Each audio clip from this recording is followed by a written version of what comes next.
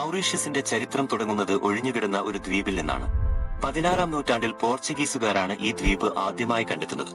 പിന്നീട് ഡച്ചുകാർ ഇവിടെ കോളനി സ്ഥാപിച്ചു. അവർക്കാണ് ഈ ദ്വീപിന് മൗറീസ് വാൻ നാസോവിന്റെ പേര് നൽകിയത്. ഡച്ചുകാർക്ക് ശേഷം ഫ്രഞ്ചുകാർ വന്നു. അവരാണ് ഇവിടുത്തെ കരിമ്പ് കൃഷിക്ക് തുടക്കം കുറിച്ചത്. 1810-ൽ ബ്രിട്ടീഷുകാർ മൗറീഷ്യസിനെ തങ്ങളുടെ അധീനതയിലാക്കി. 1968-ൽ മൗറീഷ്യസ് സ്വതന്ത്ര രാഷ്ട്രമായി മാറി. ഈ ചരിത്രത്തിൽ ഏറ്റവും ശ്രദ്ധേയമായ കാര്യം അടിമത്വമാണ്. ഫ്രഞ്ചുകാരുടെയും ബ്രിട്ടീഷുകാരുടെയും ഭരണകാലത്ത് ആഫ്രിക്കയിൽ നിന്നും ഇന്ത്യയിൽ നിന്നും ധാരാളം ആളുകളെ ഇവിടെ കരിമ്പ് തോട്ടങ്ങളിൽ ജോലി ചെയ്യാൻ കൊണ്ടുവന്നു. അവരുടെ പിൻഗാമികളാണ് ഇന്ന് മൗറീഷ്യസിലെ പ്രധാന ജനവിഭാഗം.